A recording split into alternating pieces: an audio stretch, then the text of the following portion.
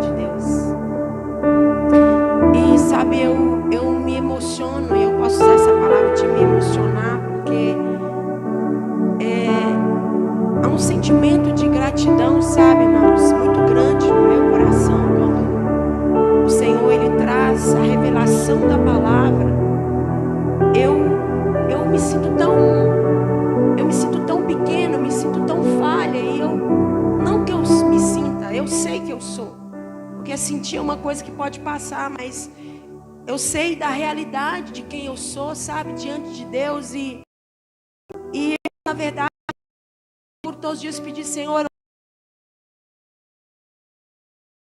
a realidade é que eu sou pecador, é que eu sou por mais que faça o bem, eu não posso provocar isso, pode me mudar, só pode me mudar. E sabe, irmãos, nesses dias umas coisas assim muito preciosas para mim, somente falando, sabe? Deus tem transformado a minha vida nesses dias. Eu tenho sido transformada e é pela palavra, sabe? Na palavra de Deus. Gasto algum tempo, não tanto que eu fiz, algum tempo e lendo a palavra e eu entendi, bem pequenininha, eu me lembro que lá na igrejinha do Bosco, e Deus tem trago isso muito fresco na minha mente, e eu me lembro que tinha um pastor lá, eu não sei se a minha mãe vai se recordar disso, e acho que a Luciana também vai lembrar, e eu me lembro que tinha um pastor lá, e eu pequenininha assim perto, e aquele homem tão alto olhou para mim assim, ele pôs a mão em mim, olhou assim dentro dos meus olhos, ele disse para mim assim, olha, Deus vai usar muito a sua vida e Deus vai te usar no ministério, Deus vai te dar o dom da palavra. E ali, irmãos, ficou aquela palavra, veio no meu coração, você lembra disso, mãe? E aí eu pequenininho olhei para ele assim e ele liberou aquela palavra para mim, irmãos, e eu cresci, fui vivendo a vida, fui caminhando, as coisas foram acontecendo. E nesses dias o Senhor tem me lembrado disso, sabe, irmãos? E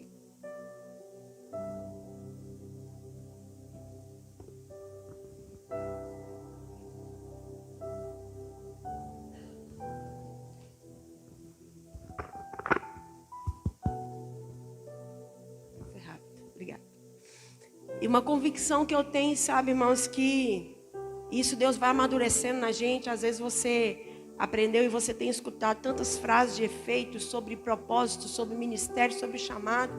E a verdade é que Deus não tem uma varinha de condão que Ele vai pôr na sua cabeça e plim, amanhã você vai descobrir tudo. E na verdade, a nossa vida já é um treinamento, já é um preparo. Tudo que acontece na sua vida está apontando para o destino, para a funcionalidade, para a utilidade de Deus com o seu nascimento e com a sua vida aqui na terra. E sabe, irmãos, Deus tem trago isso muito fresco para mim esses dias, porque eu tenho tido convicção, uma certeza muito grande dentro de mim, que eu fui vocacionada para aquilo que Deus me chamou para fazer nesses dias. E eu tenho entendido isso, irmãos, porque na medida em que as coisas elas vão se encaminhando, e eu falava isso com minha cunhada sobre a diferença de alguém ser colocado num lugar ou deve ser vocacionado para algo, sabe? E na medida que as coisas estão caminhando, irmãos, eu tenho mais certeza e mais clareza de que eu não vou parar de falar aquilo que Deus, Ele me criou, Ele me chamou para fazer. E sabe, irmão, se tiver uma pessoa aqui, uma só, além de mim, que nessa noite a sua fé for alimentada, e que você, por meio dessa palavra, você sair daqui pensando, meditando, e você entender que o único motivo de Deus trazer uma palavra como essa para nós é porque a fé vem pelo ouvir, e o ouvir da palavra de Deus. Porque eu entendo que a minha multidão não é aquilo que os homens podem contar. Eu entendo que a minha multidão é com quantas pessoas eu vou poder provocar nelas o entendimento e a mudança de um estado onde elas viviam para um outro totalmente diferente. E elas entenderem que elas foram chamadas para viverem com Deus, para viverem perto de Deus, independente de qual seja a situação. E nessa noite, irmãos, com muito temor, com muita humildade, eu quero trazer essa palavra para você. Só que algumas coisas eu quero deixar bem claras aqui. Como nós oramos, eu disse, abra o seu coração.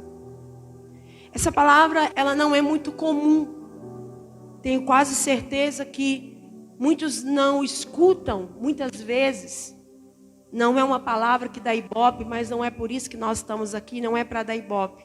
Mas é para trazer arrependimento e convencimento ao coração dos filhos de Deus. Porque esse é o propósito dele para a nossa vida. Outro ponto importante. Deus nunca vai trazer uma palavra para te oprimir, para te colocar medo, para fazer você ficar pressionado no canto de uma parede. Não, Deus não faz isso. Deus vai trazer uma palavra para trazer esclarecimento, transformação, consolo. E Ele vai trazer o quê? Mudança de vida por meio dessa palavra. Então, querido, olha, eu não sei quantas coisas você ouviu acerca disso. Eu não sei quantos conhecimentos você reúne, quantas coisas você tem aí dentro de você sobre isso, ou quantas vezes você ouviu. Mas eu quero que você receba essa palavra, em nome de Jesus, através do Espírito Santo, porque eu tenho certeza que essa palavra, ela vai transformar e modificar a sua vida, assim como ela tem feito com a minha vida também, amém? Então eu quero que você abra a sua Bíblia aí, e você mantenha ela aberta, porque nós vamos fazer isso juntos nessa noite, amém? Evangelho de Lucas, capítulo 16, a partir do versículo 19, diz assim a palavra do Senhor. Todos encontraram, irmãos? Amém? Vai dizer assim a palavra. Ora, havia um homem rico e vestia-se de púrpura e de linho finíssimo, e vivia todos os dias regalada e esplendidamente. Havia um certo mendigo, chamado Lázaro, que jazia cheio de feridas à porta daquele, e desejava alimentar-se com as migalhas que caíam da mesa do rico, e os próprios cães vinham lamber-lhe as feridas. E aconteceu que o mendigo morreu, e foi levado pelos anjos para o seio de Abraão, e morreu também o rico, e foi sepultado.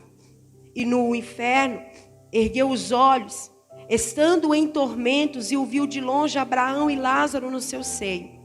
E clamando disse, Abraão, meu pai, tem misericórdia de mim, e manda Lázaro que molhe na água a ponta do seu dedo, e me esfregue a língua, porque estou atormentado nesta chama. Disse, porém, Abraão, filho, lembra-te de que recebestes os teus bens em tua vida, e Lázaro somente males, e agora este é consolado e tu atormentado. E além disto, está posto um grande abismo entre nós e vós, de sorte que os que quisessem passar daqui para vós não poderiam, nem tampouco os de lá passar para cá. E disse ele, rogo-te, pois, ó Pai, que o mandes à casa de meu pai, Pois eu tenho 5 irmãos, para que lhes dês testemunho, a fim de que venham também não venham para este lugar de tormento. Disse-lhe Abraão: eles têm Moisés e os profetas, ouça-nos. E disse ele: não, Abraão, meu pai, mas se algum dos mortos fosse ter com eles, se arrepender-se-iam. Amém, queridos? Essa é a palavra de Deus, irmãos. Eu quero transcorrer com vocês sobre essa parábola que Jesus contou. E sabe, irmãos, há uma coisa perceptível acerca dessa passagem das Escrituras. Ela é fácil de entender. Se você pegar aí e você for lendo de novo, você consegue entender. Olha, querido, nós podemos discordar dela. Você pode discordar da veracidade ou desprezar o ensinamento que Jesus estava dando aqui. Mas só, irmãos, uma pessoa que decidisse ficar na ignorância, que não a entenderia. E por quê? A verdade básica da vida é que a vida é mais do que simplesmente viver. E a morte é mais do que simplesmente morrer. Porque a morte não é o fim de todas as coisas. E hoje eu quero falar para você sobre a realidade da morte. Depois da morte, a realidade que existe um lugar depois da morte. Então, Jesus ele vem trazendo para nós aqui. E por que eu agradeço, irmãos? Porque há muitas especulações sobre o que acontece depois da morte. Eu não sei se você sabe disso, mas há um profundo mistério acerca da morte, tanto que milhões de pessoas buscam, às vezes, os sensitivos, médiuns, terreiros de umbanda para tentar falar com os mortos, mas tudo isso é em vão. Jesus, nesse texto, irmãos, ele com toda a singeleza, simplicidade, ele abre as cortinas e levanta a ponta do véu e nos mostra o que vem depois da morte: céu ou inferno. Jesus, ele vem, ele desvenda, ele abre os nossos olhos, porque, irmãos, os homens não gostam da doutrina do inferno. Nenhum homem gosta, por quê? Porque a Bíblia vai dizer que é um lugar de tormento, é um lugar de trevas, é um lugar de choro. E por mais que você não concorde, por mais que você queira rejeitar essa doutrina, ela está aí na Bíblia. Sabe quem foi que mais falou de inferno na Bíblia? Jesus Cristo. Pode pesquisar. Quem mais falou, quem mais deu detalhes sobre o inferno foi Jesus. Irmão, entenda algo. Talvez você, assim como eu, quando escutava a palavra inferno, falava: alguém vai pregar sobre isso. A gente tremia e falava: meu Deus, o diabo vai me pegar. Não é sobre a presença do diabo, é sobre a ausência de Deus, irmão. Quando nós não conhecemos acerca dessas verdades, o diabo ele ganha campo, porque, como eu disse, o homem não gosta dessa doutrina. Por quê? Porque é um lugar onde a Bíblia diz que o fogo ele está constantemente. A Bíblia dá declarações que é um lugar de lembranças das oportunidades perdidas. É um lugar de um remorso acusador. É um lugar da separação eterna de Deus. O homem sempre quis apagar as chamas do inferno. Sempre quis anular essa doutrina e tenta fazer isso de várias formas. Você quer um exemplo de como os homens tentam fazer isso? Negando que há uma coisa chamada pecado. Irmão, se não há pecado, não há necessidade da colheita, do castigo, da veracidade, da resposta do que acontece por causa do pecado. Mas o pecado é uma realidade que acontece 24 horas por dia. Enquanto nós estamos aqui, existem crimes acontecendo, existem pessoas cometendo coisas terríveis, existem coisas acontecendo 24 horas. Que é um segundo modo como as pessoas tentam negar que o inferno existe e que essa é uma realidade que o próprio Jesus diz, achando que se existe o inferno, ele é aqui na terra mesmo. Já ouviu as pessoas falarem isso? Não, o inferno é aqui mesmo na terra. Com tanta dificuldade, é o segundo modo como as pessoas tentam negar isso. Não, o inferno, ele é aqui mesmo. Mas no inferno, irmão, não vai ter igreja. No inferno não vai ter Bíblia. No inferno não vai ter música. No inferno não tem louvor. No inferno não vai ter alegria. Não vai ter amor. Não vai ter arrependimento. Não vai ter água. E não vai ter filhos de Deus, amém? É um modo também como as pessoas tentam negar. Outra forma que as pessoas tentam negar. Dizendo o que? Sobre a reencarnação. Está aqui no versículo 31, onde nós vemos, diz, olha, porém Abraão lhe disse, se eles não ouvem a Moisés, se eles não ouvem aos profetas, tampouco acreditarão, ainda que alguém dos mortos ressuscite. Irmão, deixa eu dizer uma coisa para você. E aqui trata sobre a mentira do que é o espiritismo. Para que um morto possa voltar e visitar qualquer pessoa aqui, ele precisa ser ressuscitado. Então, portanto, qualquer pessoa que promete que um morto voltou e ele não foi ressuscitado, não é um morto, mas é o próprio diabo disfarçado como um anjo de luz. E é aí que muitos têm seu emocional mexido, porque ele fez esse pedido, ele disse, olha, peça que alguém vá lá e apareça para minha família, porque se eles verem, eles vão acreditar. E Abraão responde, olha, deixa eu te falar, se eles não estão acreditando nos profetas, se eles não estão acreditando na Bíblia, não importa, tão pouco vai acreditar se aparecer lá alguém que ainda ressuscitou. Então não existe reencarnação, irmãos. A outra coisa que as pessoas tentam fazer para extinguir essa doutrina, purgatório. No versículo 26 ele vai falar assim, olha, e além disso, está posto um grande abismo entre nós e vós, de sorte que se alguém quiser passar daqui para aí, não vai poder, e nem tampouco de lá para cá. Irmãos, depois da morte não existem fases. Você está com a sua Bíblia aberta? Isso que eu estou falando está aí, ó, capítulo 16, versículo 26. Quando as pessoas dizem, não, porque alguém morreu, está ali esperando, vamos encomendar a alma de fulano, irmão. Depois da morte não adianta encomenda de alma. Não adianta missa de 7º dia, de 8º dia, seja de quantos dias for. Passou dessa fase da vida e foi para a morte. A realidade muda. Sabe qual outro modo que as pessoas fazem? Elas fazem para tentar aniquilar isso. Olha, Deus é bom demais para punir alguém. Não se preocupe com as coisas do além, porque Deus não vai punir você. Irmão, vou dizer uma coisa para você. Deus não precisa punir quem vive pecando. A própria conduta do pecado já vai fazer o quê? Trazer uma reação, já vai trazer um resultado, que isso vai nos levar depois da morte, que não termina aqui, mas existe um porvir, que aí sim ele é atemporal, porque aí é prisão perpétua. Então o que mais que as pessoas dizem?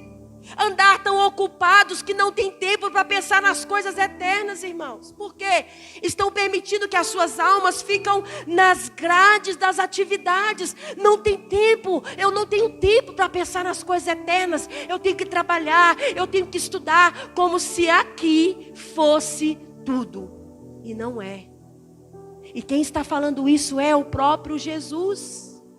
Irmãos, todavia essas respostas e essas desculpas, elas nem sempre aquietam uma voz interior, nem sempre elas conseguem aplacar a incredulidade. O desprezo pode apagar as chamas do inferno. Se você não acreditar no inferno, se eu não acreditar, não vai diminuir as chamas que nele existem. Se você quiser ignorar, se eu quiser ignorar, irmão, não vai fazer diferença alguma. Porque vai continuar da mesma forma. Sabe por quê, irmão? A ira de Deus contra o pecado. Porque Jesus Cristo, ele foi entregue lá na cruz do Calvário. E a Bíblia diz que ele recebeu a ira de Deus. Por quê? A ira pelo pecado. Então o que era para nós pagarmos, Jesus sofreu no nosso lugar. O que era para nós sofrermos e sentirmos, E por que foi necessário que ele entregasse o seu único filho? Porque a ira de Deus contra o pecado deve ser satisfeita de algum modo. Tem que ser resolvida algum dia, de alguma forma. Por isso quem mais falou sobre o inferno foi Jesus.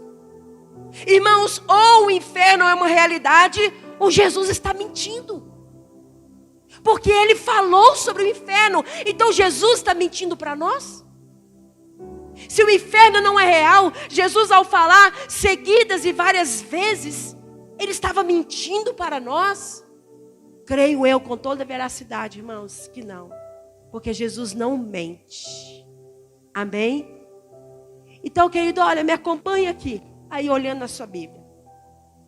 O primeiro ato, o primeiro lado que nós vamos observar aqui, é o lado terreno da vida. O que acontece desse lado da morte? A Bíblia diz que o homem rico, no primeiro ato, olha aqui, a palavra vai dizer, Jesus dá características sobre ele. Aí fala no versículo 19, diz, olha, havia um homem rico e ele vestia-se de púrpura e de linho finíssimo. Jesus não poupou características para esse homem.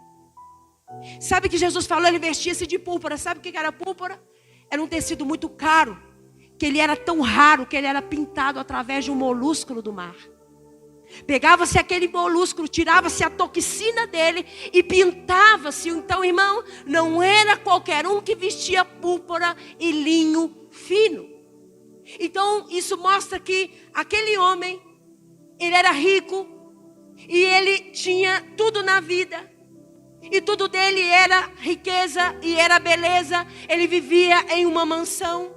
Ele tinha servos, ele tinha servas. Porque se fala que ele era muito rico e que ele se vestia assim, então você entende que ele desfrutava de uma polpa, desfrutava de muitas coisas. E o próprio Jesus, ele diz isso, ele fala, ele vivia todos os dias regalada e esplendidamente. Versículo 19.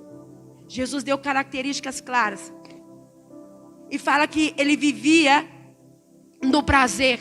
Ele vivia de forma luxuosa. Vestia-se com púrpura, banquetes, festas. Vivia para si mesmo. Todos os dias, a Bíblia diz, como que era a rotina dele?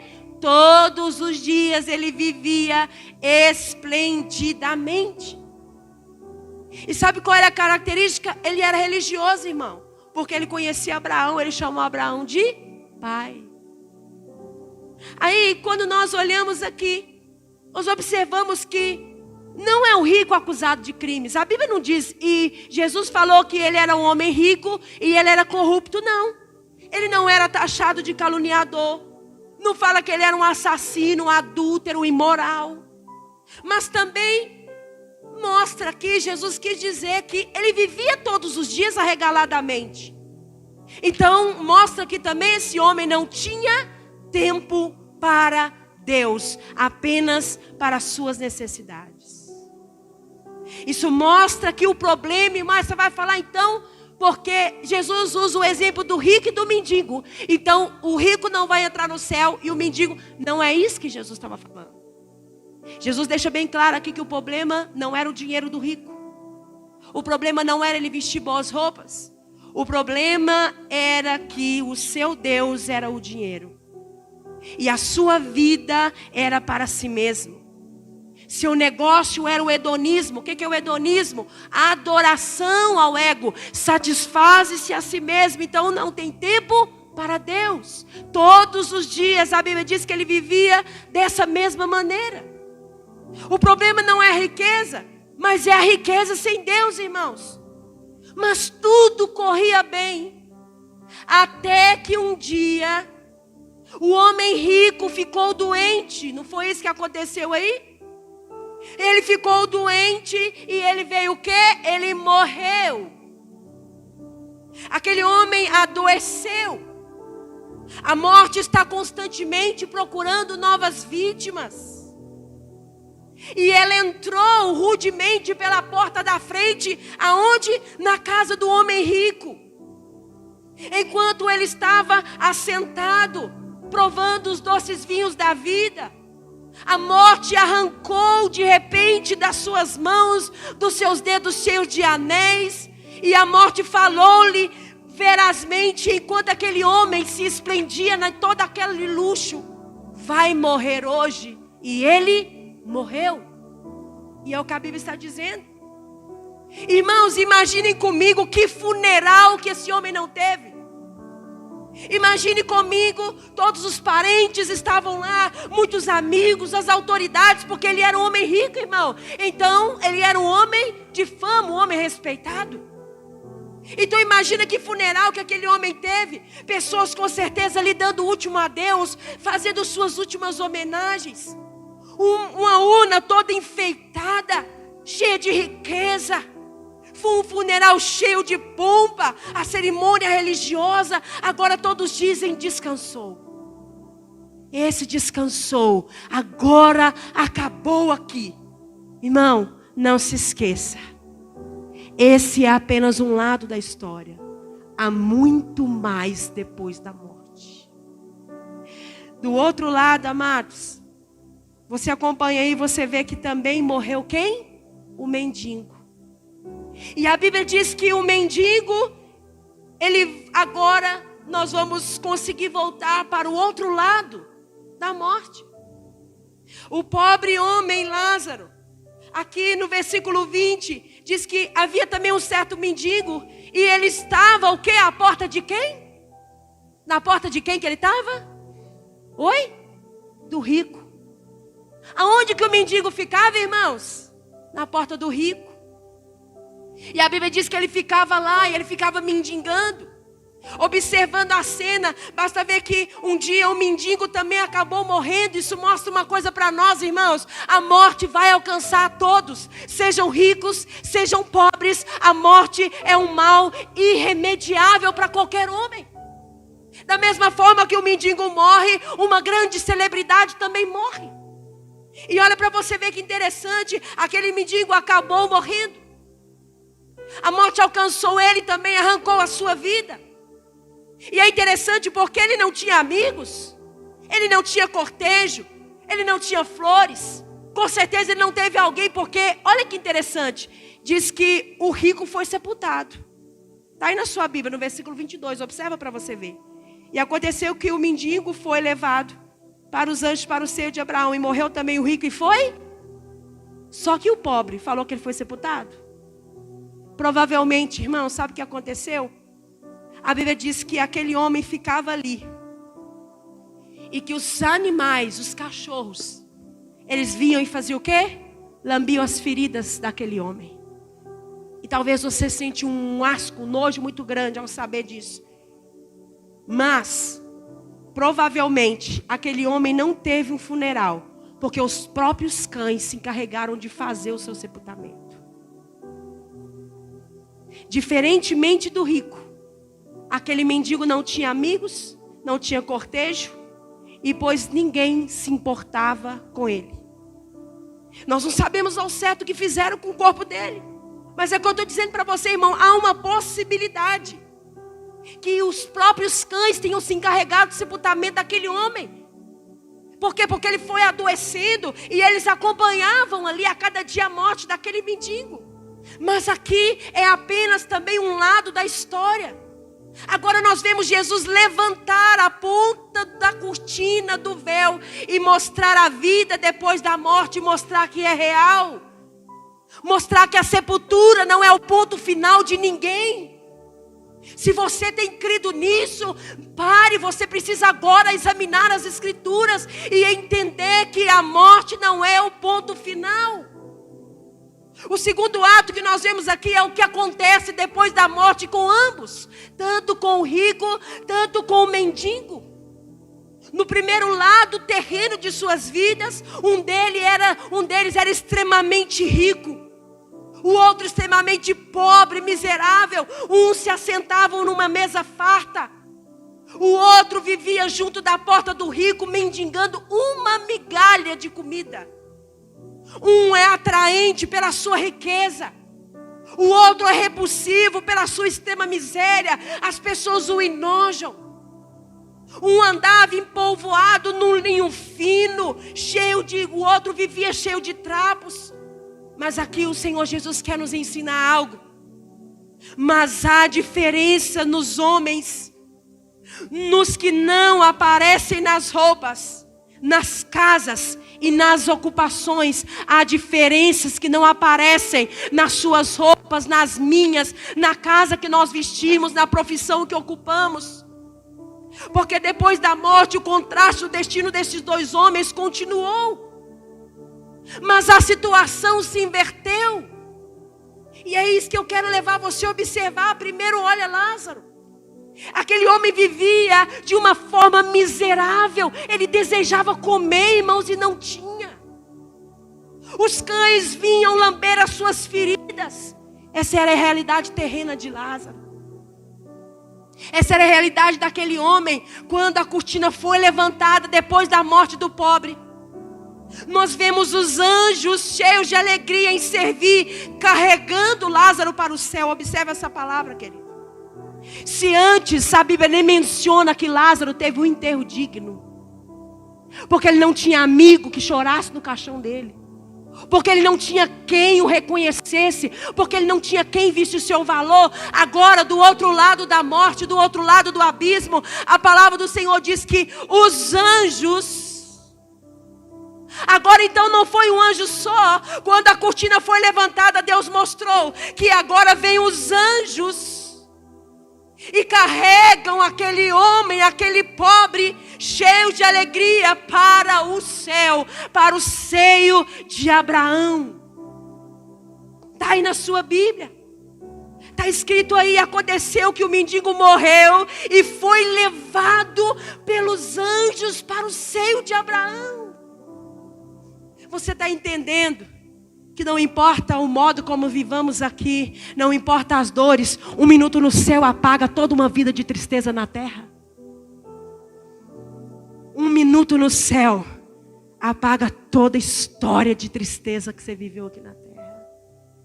Que não significa que para alcançar as coisas celestiais você tem que ser um pobre, você tem que ser um miserável. Não, irmão, mas nós não podemos ter o coração preso nessas coisas. Você sabe o que significa a palavra Lázaro? Significa auxílio, significa servo. Em outras palavras, no hebraico, significa Deus é o meu auxílio.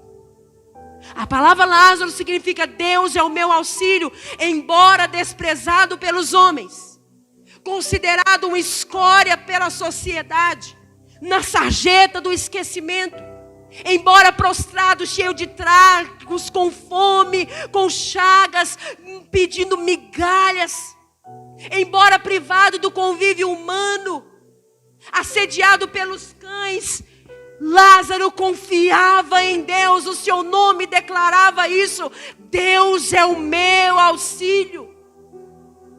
O rico tinha tudo, meus irmãos, menos Deus. Lázaro não tinha nada senão Deus. Esta é a diferença. No céu, no seio de Abraão, havia o consolo. Havia vestes brancas para aquele homem. Havia delícias, a face de Jesus, nenhum olho viu. Quão cedo Lázaro se esqueceu dos seus sofrimentos. Quão cedo Lázaro se esqueceu da fome, dos cães, das noites frias. O homem rico que o deixou na miséria, ele foi confortado. Então, irmãos, olha para vocês verem como que nós temos que ter cuidado e como a palavra de Deus, ela traz aqui como a forma como Deus estabelece os preceitos. Se aqui, nesse lado terreno, aquele homem não tinha valor, aquele homem era desprezado, depois da morte, aquele homem foi recompensado. Então, quando nós olhamos para isso, nós logo vamos observar o homem rico, aquele que viveu aqui sem Deus. Depois da morte, ele abriu os olhos e ele estava no lar dos desesperados.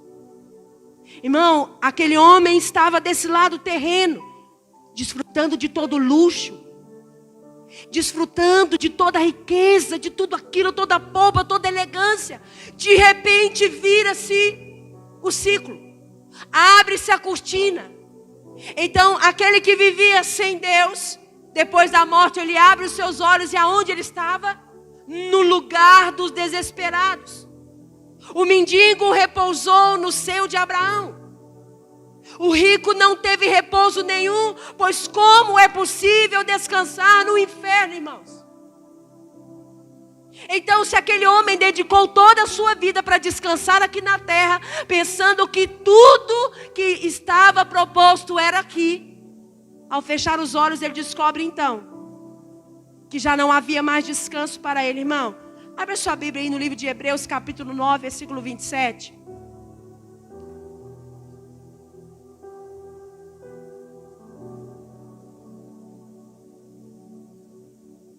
Hebreus capítulo 9.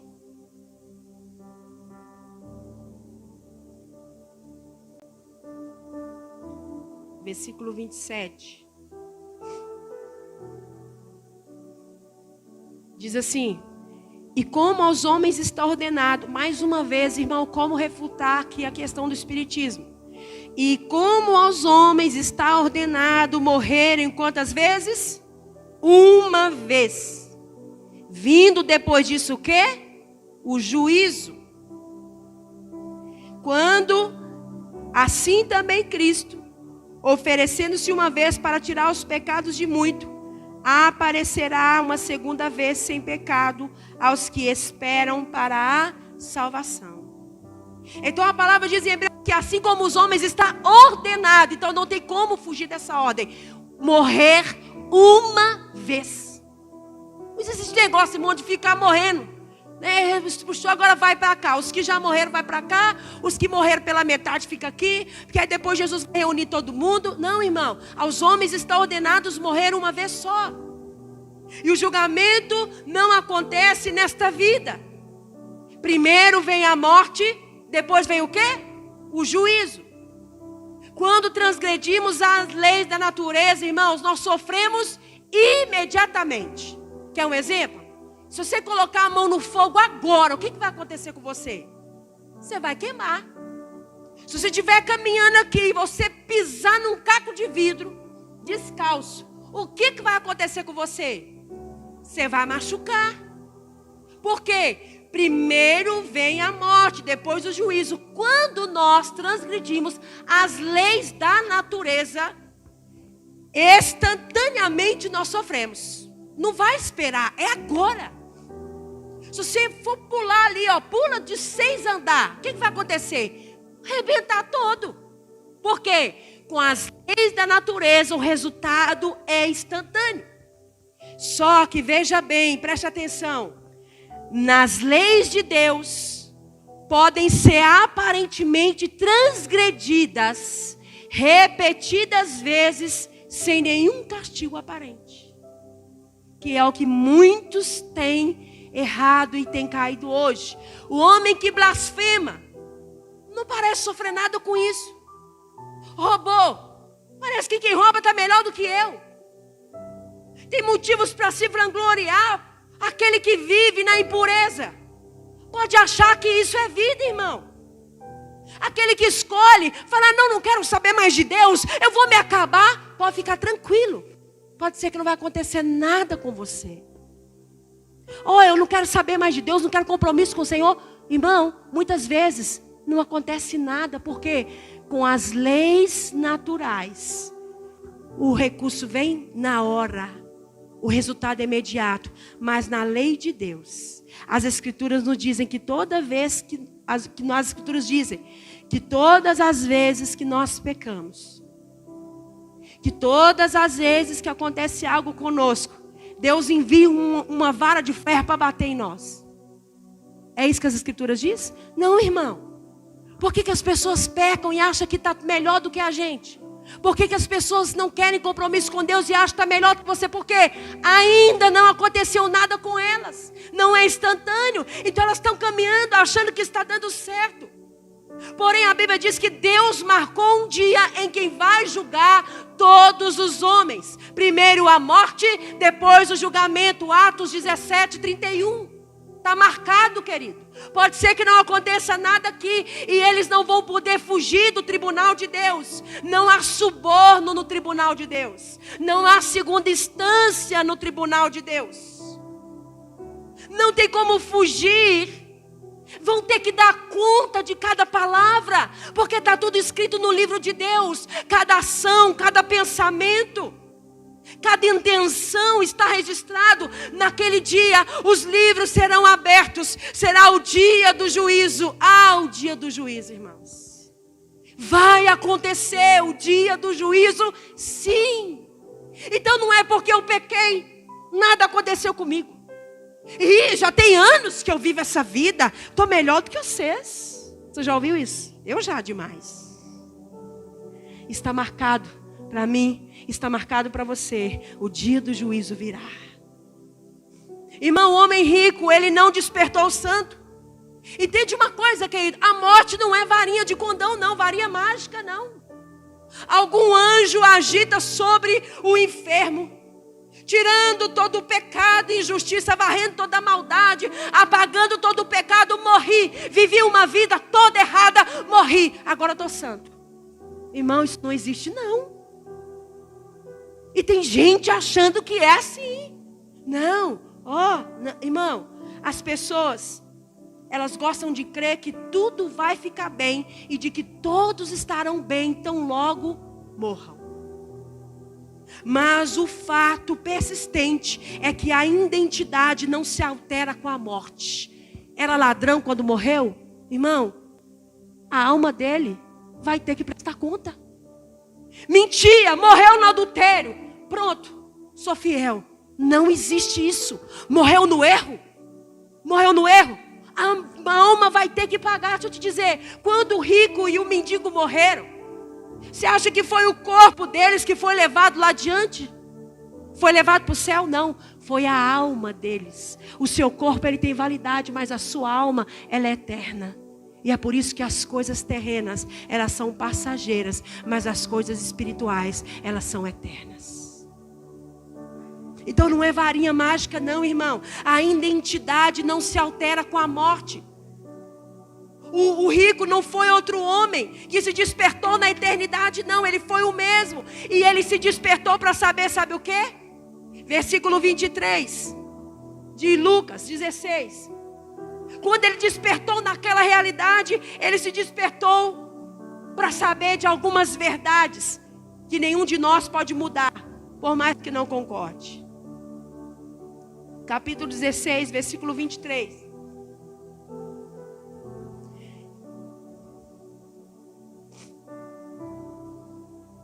Diz assim: e no inferno ele ergueu os olhos, ou então pode ser que na sua tradução está Hades. Ergueu os olhos, estando em... Como que fala a sua Bíblia?